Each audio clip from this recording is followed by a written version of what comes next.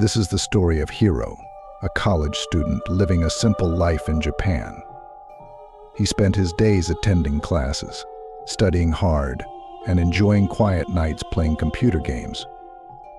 On the night of October 15th, everything changed forever. Hiro usually went to the library after college to complete his assignments. That day, he was exhausted and accidentally fell asleep in the library. When he woke up, he checked the time. It was 11:30 a.m. Hiro had never stayed out this late before. Panicking, he quickly packed his things and left for home. His house was about 20 minutes away from the library, but there was a shortcut that took only 10 minutes.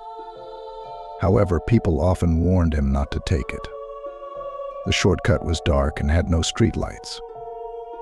It was said to be haunted by a ghost named AKAI Onna.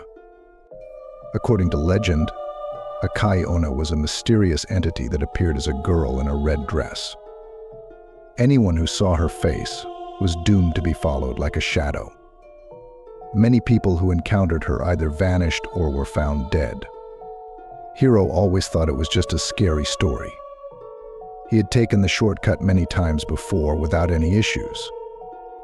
That night, he was too tired to think and decided to take it again. At first, the path was pitch dark, but with the faint moonlight, Hiro could barely make out the way. He walked forward, his footsteps echoing in the silence. Suddenly, he noticed a woman standing near a wall. She was wearing a red dress. A strange uneasiness settled over him. He couldn't see her face, but she stood completely still, making him feel uneasy.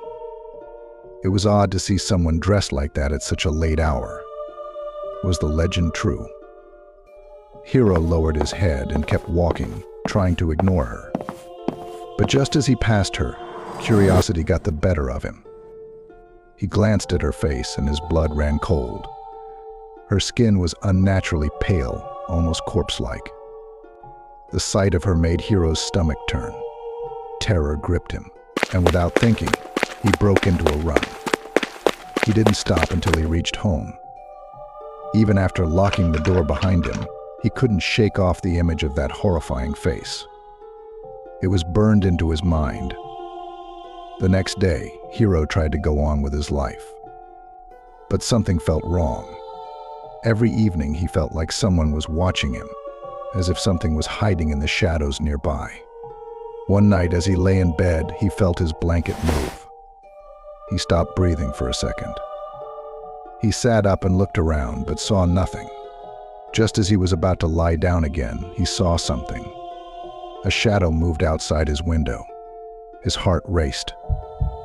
Was it real, or just in his mind? He tried to tell himself it was nothing.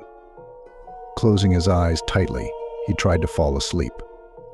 But when he opened them again, his worst nightmare came true. Right above his bed, clinging to the ceiling, was the woman in the red dress. She stared at him with wide, soulless eyes. A scream tore from Hiro's throat, and suddenly he woke up. It was just a dream. Or was it? His throat was dry, and sweat drenched his body.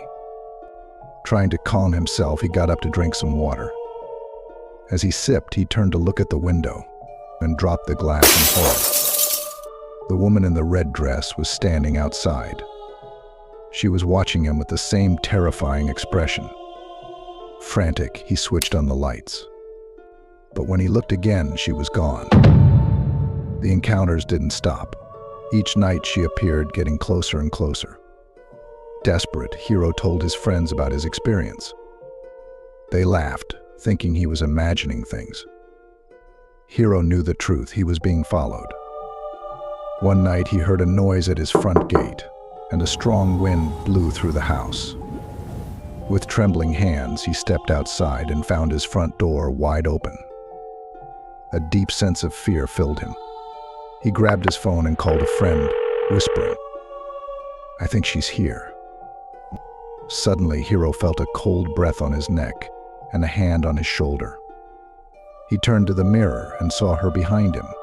His phone fell from his hand, and he whispered, "AKAI Onna, she is here for me." That was the last thing his friend heard before the call ended.